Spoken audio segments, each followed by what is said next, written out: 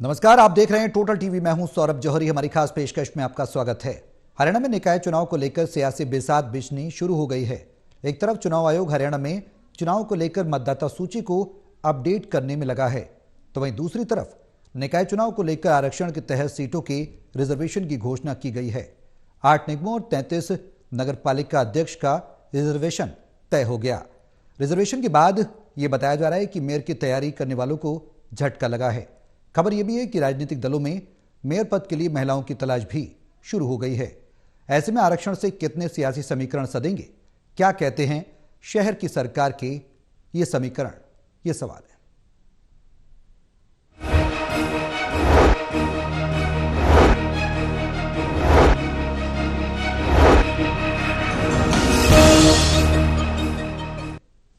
आरक्षण के बाद समीकरण कितने बदले हैं, सियासी समीकरण कहते क्या हैं, और अब निकाय चुनाव को लेकर किस पार्टी की कितनी तैयारी है।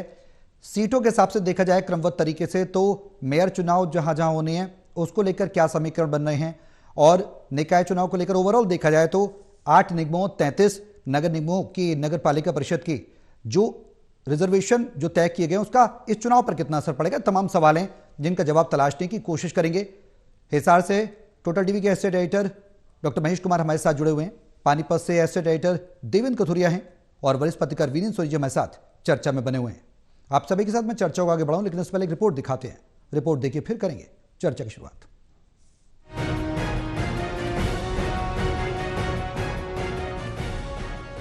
हरियाणा में 8 निगमों और 33 नगर पालिका परिषद के अध्यक्ष का आरक्षण तय कर दिया गया है। रोहतक की मेयर सीट को अनुसूचित जाति महिला के लिए आरक्षित कर दिया गया है।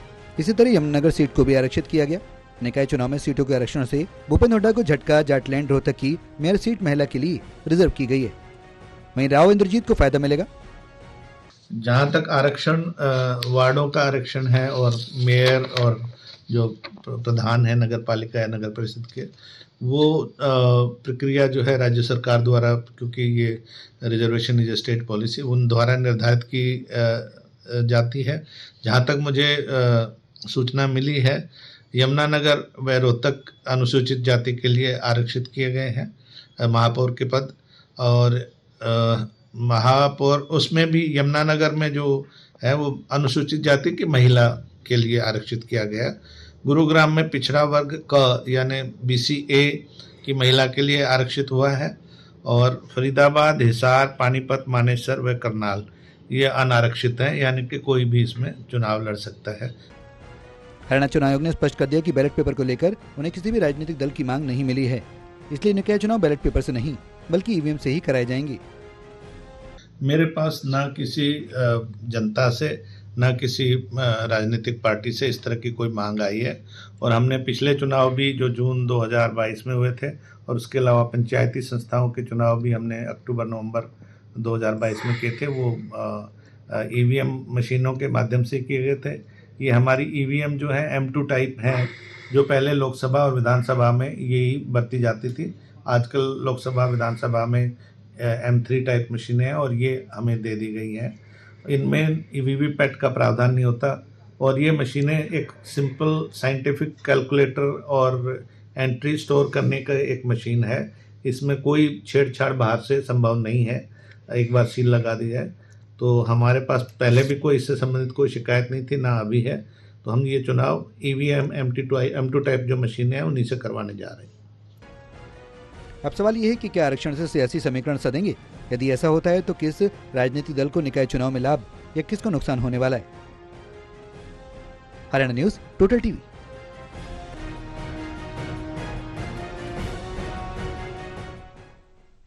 तो आरक्षण से क्या सियासी समीकरण सदेंगे, सबसे बड़ा सवाल है, और किस सीट पर किस तरीके का कॉम्बिनेशन बन रहा है, और किस सियासी दल को नफा नुकसान हो रहा है और हो सकता है, ये तमाम सवाल हैं जिनके साथ हम अपनी चर्चा को आगे बढ़ाएंगे। देवेंद्र, शुरुआत में आपसे ही करना चाहूंगा।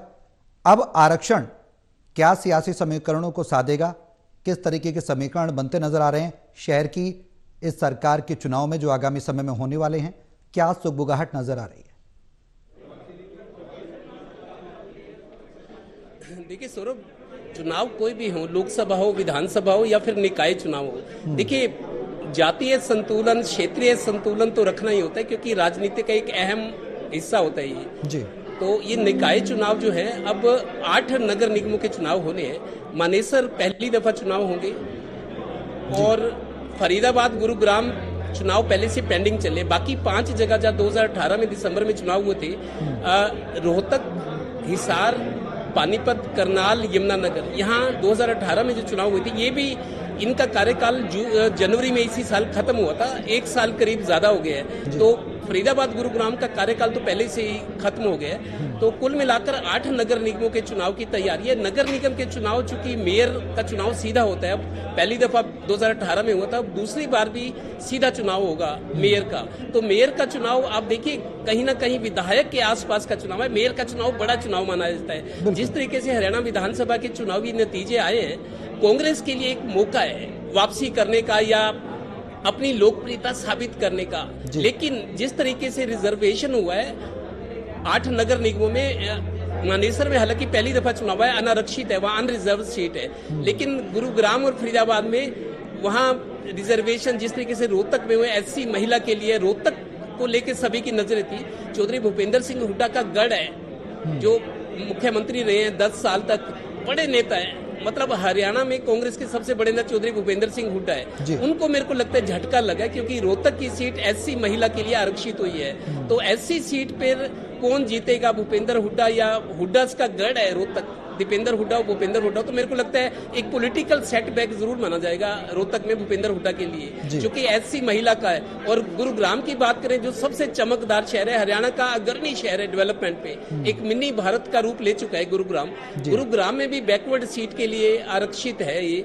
और बैकवर्ड सीट का फायदा किसको देती, देखिए राव इंद्रजीत तीसरी बार यहाँ से एमपी बने, केंद्र में मंत्री हैं, और राव नरबीर सिंह वो भी हरियाणा स्टेट की कैबिनेट में मंत्री है। तो मेरे को लगता है राव नरबीर और राव इंद्रजीत, चूंकि यादव अहीरवाल बेल्ट जो है ये बैकवर्ड में आते हैं यादव, तो बैकवर्ड सीट अगर आरक्षित हुई है गुरुग्राम की, तो मेरे को लगता है राव नरबीर सिंह और राव इंद्रजीत इनकी पसंद का कोई व्यक्ति, और मेरे को लगता है वजन रहेगा उसका, क्योंकि बैकवर्ड सीट मानी गई है। और जीटी रोड बेल्ट जहां से बीजेपी को बड़ा समर्थन मिला है, लोकसभा चुनाव हो या विधानसभा चुनाव हो, 2014 हो, 19 हो, 24 हो, तो जीटी रोड बेल्ट बीजेपी का एक मजबूत गढ़ रहा है। अब करनाल और पानीपत की सीट है वो सामान्य हो गई है, जनरल सीट है।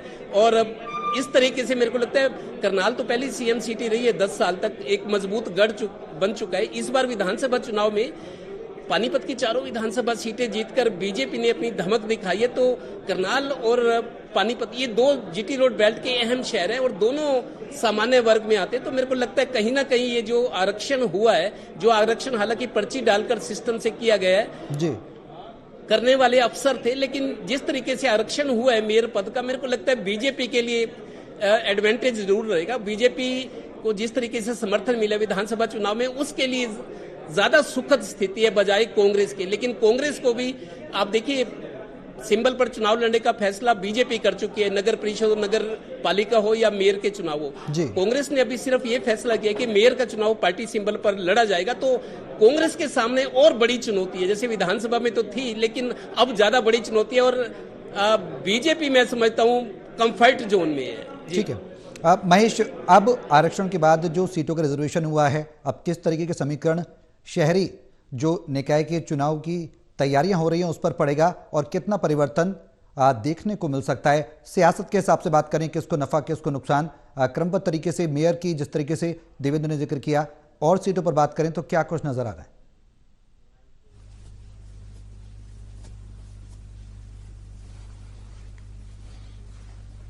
देखिए, लगातार ये बात चल रही है कि भूपेंद्र सिंह हुड्डा को बड़ा सेटबैक लग गया। दरअसल सेटबैक तो सभी सीटों पर लगना है, तो अकेला रोहतक उसका अपवाद नहीं है। और जिस तरीके से हमने देखा कि भारतीय जनता पार्टी कड़ी चुनौती दे रही थी विधानसभा चुनाव के दौरान, रोहतक जिले का भी जिक्र किया जाए या सोनीपत जिले का जिक्र किया जाए, तो ऐसे में यहाँ भूपेंद्र सिंह हुड्डा ने खुद तो ये चुनाव लड़ना नहीं था, किसी और को ही उनके नुमाइंदे के रूप में चुनाव लड़ाया जाना था। तो ऐसे में अगर एससी को ये सीट आरक्षित तक कर दी जाती है और उसमें भी महिला को ये आरक्षण अगर दिया जाता है, तो फिर किसी भी तरह की जो दुविधा की स्थिति थी भूपेंद्र सिंह हुड्डा के लिए, उनकी साख का सवाल होता, उनकी नाक का सवाल होता, लेकिन अब चूंकि आरक्षित सीट कर दी गई है तो ऐसे में अब उनके लिए स्थिति और ज्यादा सहज हो गई है। और सबसे बड़ी नाक की चिंता तो रोहतक को लेकर ही भूपेंद्र सिंह हुड्डा को करनी पड़ती। नगर निगमों के चुनाव परिणाम चाहे जो भी हो, लेकिन रोहतक की रखवाली और रोहतक का जो सिरमौर है वो भूपेंद्र सिंह हुड्डा को माना जाता है। तो ऐसे में हर जगह हार मिलती तो एक अलग बात थी, लेकिन अगर रोहतक में हार मिलती तो भूपेंद्र सिंह हुड्डा को उसके लिए जिम्मेदार ठहरा दिया जाता। तो अब अगर चूंकि आरक्षित कर दी गई तो मुझे लगता है कि कंफर्टेबल स्थिति ये कायम कर दी गई है कांग्रेस पार्टी के नेताओं के लिए। और मुकाबले की जहां तक बात है, हम आए दिन जिक्र करते हैं कि मुकाबले में तो कांग्रेस पार्टी तब आएगी जब किसी तरह की तैयारियां वहां पर देखने को मिलेंगी। फिलहाल तक तो ये दो टूक कहा जा सकता है कि तैयारियों के नाम पर तो अभी कोई शुरुआत भी कांग्रेस पार्टी में नहीं की गई है, जबकि भारतीय जनता पार्टी वार्डबंदी से लेकर और वार्डबंदी के वक्त भी मुझे पता है कि भारतीय जनता पार्टी के रणनीतिकार पूरी तसल्ली के साथ इस काम में जुटे हुए थे और ये सुनिश्चित कर रहे थे कि हर एक वार्ड में भारतीय जनता पार्टी का जो उम्मीदवार है वही जीते। वो ये भी देख रहे थे कि कौन कौन से ऐसे वार्ड है, कौन कौन से ऐसे पोलिंग बूथ्स हैं जहां पर भारतीय जनता पार्टी को वोट नहीं मिलते हैं, और पिछले 3 और 4 चुनावों का परिणाम निकालकर उससे आकलन निकालने की कोशिश कर रहे थे कि कौन से बूथों पर बीजेपी को वोट नहीं मिलता है, कौन से बूथों पर बीजेपी को वोट मिलता है। उसके बाद वार्डबंदी तैयार की गई और अब जो आरक्षण आप देख रहे हैं उसमें भी ये जिक्र चल रहा है कि भारतीय जनता पार्टी को फायदा होगा। देखिए, तैयारियों के लिहाज से भारतीय जनता पार्टी को फायदा होगा। भारतीय जनता पार्टी वार्डबंदी से लेकर नए वोट बनाने से लेकर गलत वोट कटवाने से लेकर और अपने फायदे के वोट जुड़वाने से लेकर हर वो काम करती है, चुनाव से पहले करती है ताकि उसकी जीत सुनिश्चित हो सके। लेकिन ऐसा कुछ भी अभी तक कांग्रेस पार्टी में देखने को नहीं मिला है। आरक्षित सीट रोहतक हुई तो भूपेंद्र सिंह हुड्डा के लिए स्थिति थोड़ी और सहज हो गई, लेकिन जिक्र यहां पर पानीपत का भी किया जा रहा है, हिसार का भी किया जा रहा है। हिसार में देखिए ओबीसी के कोटे में जाएगी, ये शुरुआत में माना जा रहा था क्योंकि भारतीय जनता पार्टी के कुछ नेता इस तरह के संकेत दे रहे थे कि हिसार सीट ओबीसी के कोटे में ही आएगी और चुनाव मैदान में वो उतरने के लिए तैयार है, लेकिन ये जनरल कोटे में आ चुकी है। तो ऐसे में अब ये मानकर चल रहे हैं हिसार के लोग की चूंकि विधायक जो है वो वैश्य समाज से है, तो ऐसे में पंजाबी किसी उम्मीदवार को ये टिकट जो है भारतीय जनता पार्टी देकर चुनाव मैदान में उतार सकती है। तो यकीनन ये बात कही जा सकती है कि अभी अब पराजय भारतीय जनता पार्टी का है। चुनावी तैयारियों के लिहाज से कांग्रेस पार्टी ने ना तो इसकी कोई शुरुआत की है और आगे चूंकि ट्रिपल इंजन का जिक्र यहां भारतीय जनता पार्टी के लोग लगातार कर रहे हैं। देखिए, केंद्र में मोदी की सरकार, हरियाणा में नायब सैनी की भारतीय जनता पार्टी की सरकार, और कोई भी नगर निगम हो या कोई भी नगर परिषद हो, कोई भी छोटा जो है चुनाव हो, तो उसमें यहां ये बात कही जा सकती है कि सरकार के साथ ही लोगों को चलना फायदेमंद नजर आता है, क्योंकि बजट जो है वो केंद्र और प्रदेश सरकारों से ही मिलना होता है। चाहे एनसीआर के इलाके हो तो केंद्र भी मदद करती है, वरना हरियाणा प्रदेश के जो दूसरे इलाके हैं वहां पर हरियाणा प्रदेश से सरकार से मिलने वाला बजट ही विकास कार्यों के लिए इस्तेमाल किया जाता है। वरना जो टैक्सेस से इकट्ठा होने वाला, हाउस टैक्स और कमर्शियल टैक्सेस से इकट्ठा होने वाला फंड है, उसकी संख्या काफी कम रहती है और सरकार की मदद के बिना किसी तरह का विकास संभव नहीं है। तो ऐसे में लोग ये समझते हैं, चूंकि शहरी क्षेत्र का वोटर है तो भावनाओं में बहने की बजाय वो सुनिश्चित करता है कि शहर का विकास कैसे हो सकता है, बेहतर साफ सफाई कैसे हो सकती है, बेहतर इंफ्रास्ट्रक्चर कैसे हो सकता है, शहर खूबसूरत कैसे हो सकता है। तो उसके लिए पैसे की जरूरत पड़ेगी, पैसा कौन देगा, ये शहर के लोग समझते हैं। तो ऐसे में यहां सहज स्थिति जो कि जिक्र पहले से चल रहा है कि भारतीय जनता पार्टी के लिए है और बेहद विपरीत परिस्थिति कांग्रेस पार्टी के लिए है। दावे चाहे जो भी हों, लेकिन कोशिशों के नाम पर अभी तक कांग्रेस पार्टी में कुछ भी नहीं किया गया। हाँ, बिल्कुल वीरेंद्र जी, अब आरक्षण के बाद किस तरीके की तस्वीर देखी जाएगी, क्या कुछ नजर आएगा, ये भी एक सवाल है। आपके पास मैं आऊंगा, लेकिन देवेंद्र, सवाल यही कि जो आरक्षण है ईवीएम से कराए जाएंगे चुनाव, ये बात भी तय है। जो बैलेट पेपर था वो मांग कांग्रेस की नकारी जा चुकी है। अब सवाल यह है कि आगे मुद्दे कौन कौन से होंगे, और शहर के चुनाव है तो जाहिर सी बात है स्थानीय मुद्दे होंगे। प्रभाव सबसे ज्यादा किस पार्टी का देखने को मिलेगा? बीजेपी की बात हम कर रहे हैं कि बीजेपी का होगा, क्या कांग्रेस कुछ सीटों पर फाइट कर पाएगी?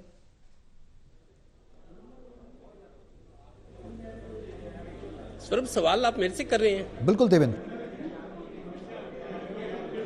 देखिए सौरभ, जैसा आपने कहा, मुद्दे क्या, बहुत जरूरी बात है। देखिए मुद्दों पर ही चुनाव लड़ा जाएगा जी। पिछले 2018 में दिसंबर में चुनाव हुए थे। 16 दिसंबर 2018 को पिछले चुनाव हुए थे नगर निगम के, दूसरी बार जब 5 नगर निगम बने थे। ये तीसरा चुनाव है। तो पहले मुद्दे वही थे कि देखिए साफ सफाई जो मूलभूत सुविधाएं हैं, साफ सफाई हो, सीवर के पानी की सही निकासी हो, स्ट्रीट लाइट हो, पार्कों की मेंटेनेंस हो, सुरक्षा हो, ये प्रमुख जरूरतें, बुनियादी जरूरतें और मिनिमम जरूरतें जो होती हैं। मैं अभी पानीपत में हमने अपने दर्शकों को रिपोर्ट दिखाई थी कि हुडा सेक्टर्स, देखिए नगर निगम का एरिया कौन सा है, कुछ जो पुराना शहर का एरिया होता है नगर निगम में, कुछ वो एरिया आया नगर निगम जब बने हैं, और कुछ हुडा सेक्टर्स के हैं वो भी नगर निगम के तहत किए गए हैं। हालांकि पहले हुडा के अंदर थे, लेकिन सफाई का काम, सीवर का काम, स्ट्रीट लाइट, बहुत सारे काम ट्रांसफर हुए हैं ये अब नगर निगम के पास पूरा इंफ्रास्ट्रक्चर नहीं है, पूरा मैकेनिज्म नहीं है। यही वजह है कि हुडा सेक्टर्स में परेशानियां बढ़ी हुई हैं। परेशानियां इसलिए बढ़ी हुई है कि साफ सफाई नहीं है। हुडा के कई सेक्टर्स हैं पानीपत में, परसों हमने एक रिपोर्ट दिखाई थी, सेक्टर 6, 7, 8, 18 और 40 कई महीनों से सफाई नहीं हुई वहां पे। वजह क्या है, टेंडर टाइम से नहीं लगा। हुडा सेक्टर बदहाल है, 4-4 करोड़ के कीमत के मकान में लोग रहते हैं, लेकिन दरवाजे के अंदर सीवर का पानी निकासी की व्यवस्था नहीं है, पूरी सफाई नहीं है, घरों के आगे गड्ढे हैं, धूल उड़ती है, कोई बस कोई गाड़ी आए, और उसके अलावा पार्कों की मेंटेनेंस नहीं है। स्ट्रीट लाइट का बुरा हाल है। स्ट्रीट लाइट, एक लाइट लगवाने के लिए लोगों को सिफारिशें करनी पड़ती है विधायक की भी, एक लाइट तो लगवा दो जी, अंधेरा है। बहुत स्थिति खराब है। लेकिन देखिए पिछले चुनाव में क्या था, प्रॉपर्टी आईडी की बात थी या हाउस टैक्स की बात ही, लोगों ने बहुत तकलीफें झेली है, लेकिन तब भी बीजेपी को समर्थन दिया, क्योंकि उनको लगा कि चले बीजेपी का साथ देना जरूरी है हालात के हिसाब से। इस जो पुराने मुद्दे थे जिससे लोग परेशान थे, मेरे को लगता है वो लोग सहूलियत अब जरूर चाहेंगे। और मुद्दे वही है, बुनियादी जरूरतें जो हैं, जो मिनिमम रिक्वायरमेंट्स हैं नगर निगम से, वो उम्मीद जरूर करेंगे। मेयर के बनने का, पार्षदों के बनने का फायदा तब है। और दूसरी बात, जितने नगर निगम थे, 11वां नगर निगम मानेसर बना था, गुरुग्राम, फरीदाबाद और हिसार, रोहतक, पानीपत, करनाल, यमुनानगर और अंबाला, पंचकुला ये थे।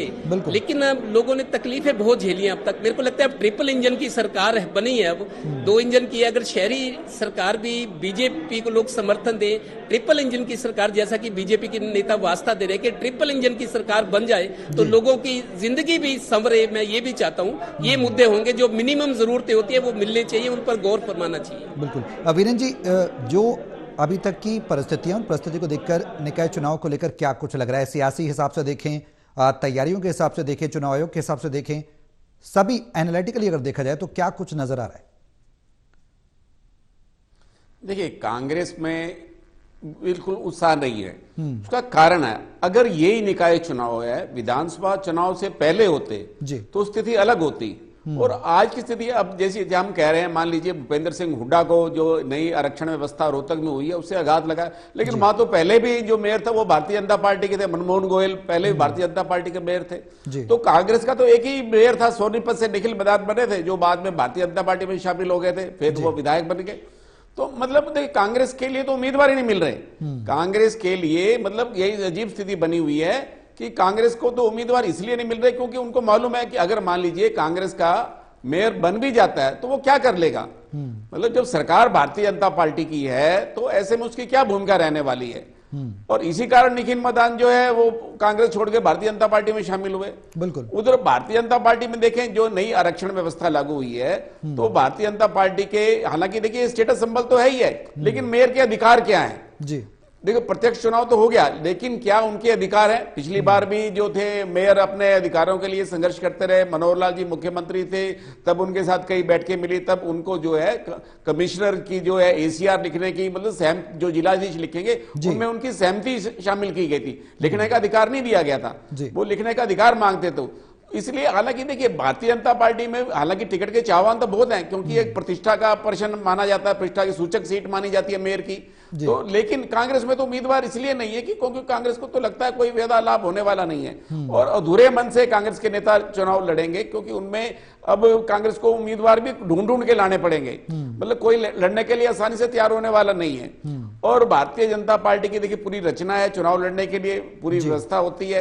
तो भारतीय जनता पार्टी में जो भी चाहे आरक्षण व्यवस्था लागू हुई है, तो जो एक टिकट के चाहवान होते हैं, पहले से तैयारी कर रहे होते हैं, उनको आघात तो लगता है। क्योंकि ये देखिए, ये जो निगम चुनाव चुनाव है, ये नेताओं की नर्सरी है, यहीं से नेता तैयार होते हैं। बिल्कुल। तो उसके बाद जो है अलग, चाहे फिर बाद में विधानसभा लड़ते हैं, जब कई देख ली, चाहे कृष्णपाल गुर्जर थे, चाहे अनिल विज थे, चाहे शशिपाल मेहता थे, तो ये सब लोग जो है निकाय चुनाव से ही आए हुए हैं। तो आगे उनकी फिर राजनीति आगे बढ़ी है। तो भारतीय जनता पार्टी में तो उत्साह का माहौल हो सकता है, क्योंकि उनको लगता है कि इससे उनका कैरियर बढ़ेगा। लेकिन कांग्रेस में जो है इसलिए उत्साह नहीं रहने वाला, चाहे भूपेंद्र सिंह हुड्डा का गढ़ भी हो। देखिए वहां तो जो चेहरा होंगे भूपेंद्र सिंह हुड्डा होंगे, रोहतक में जो चेहरा है वो भूपेंद्र सिंह हुड्डा के नाम पर ही वोट मांगे जाएंगे। लेकिन बाकी जगह कांग्रेस की क्या स्थिति रहने वाली है?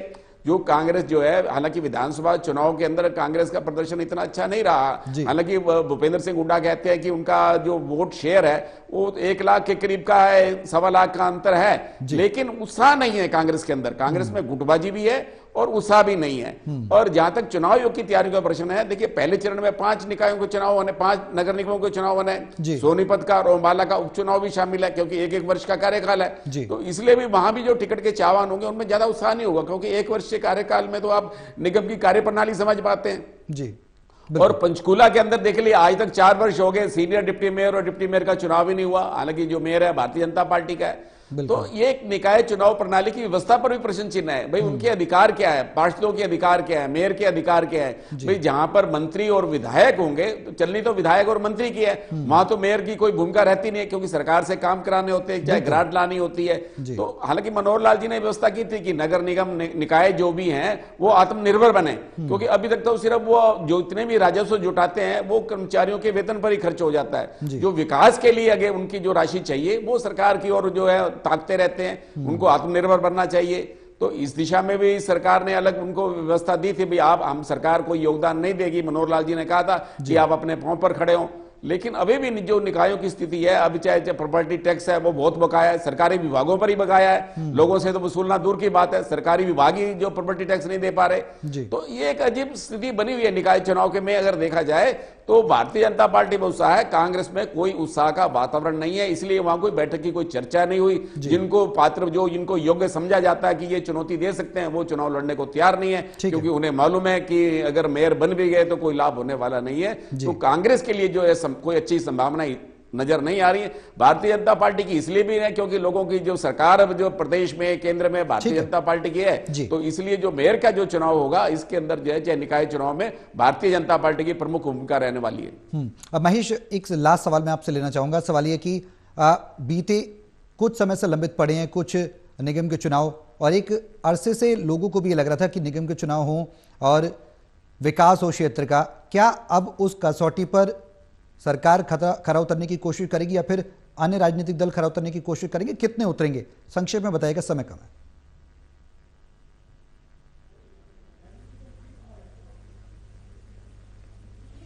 देखिए, जिस तरीके से 100 दिनों का एजेंडा मुख्यमंत्री बनने के साथ ही नायब सिंह सैनी ने सामने रखा था और तमाम अधिकारियों की बैठक ली थी, हमने देखा था कि जब भी कोई नया मुख्यमंत्री बनता है तो एक खुमार में रहता है, लेकिन नायब सिंह सैनी ने कुर्सी संभालने के साथ ही अपनी जिम्मेदारियों को संभालने का काम किया था और अधिकारियों को यह कहा था कि जनता किसी भी सूरत में परेशान नहीं होनी चाहिए। तो मुझे लगता है कि अब भारतीय जनता पार्टी के लोग अगर जीत कर आते हैं और तमाम जो मेयर हैं भारतीय जनता पार्टी के मिलते हैं, तो मैकेनिज्म में कुछ बेहतरी देखने को मिल सकती है। और जनता को जिस तरीके से प्रॉपर्टी आईडी और निगम से जुड़ी दूसरी परेशानियों को लेकर बेहाल होना पड़ा था, उस तरह की परिस्थितियां इस बार नहीं होंगी, क्योंकि पूरी जिम्मेदारी के साथ सरकार इस नाराजगी को दूर करना चाहती है। और विपक्षी दलों की बात की जाए तो मुझे नहीं लगता कि कांग्रेस पार्टी की तैयारियों का जिक्र तो हो चुका है, एनएलडी और जेजेपी का तो शायद जिक्र करने की भी जरूरत नहीं है। तो सिर्फ अगर मुकाबले के नाम पर भी देखेंगे तो भारतीय जनता पार्टी और कांग्रेस पार्टी आमने सामने होंगे, लेकिन कांग्रेस पार्टी की स्थिति यह भी है कि जिताऊ उम्मीदवारों की तलाश भी कांग्रेस पार्टी को करनी होगी।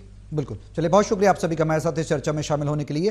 तो आरक्षण के तहत क्या सीटों का समीकरण सदेगा, सियासी समीकरण किस तरीके करेंगे? हालांकि माहौल बीजेपी के पक्ष में बनता नजर आ रहा है, कांग्रेस इसका फायदा कितना उठा पाएगी, ये देखने वाली बात होगी।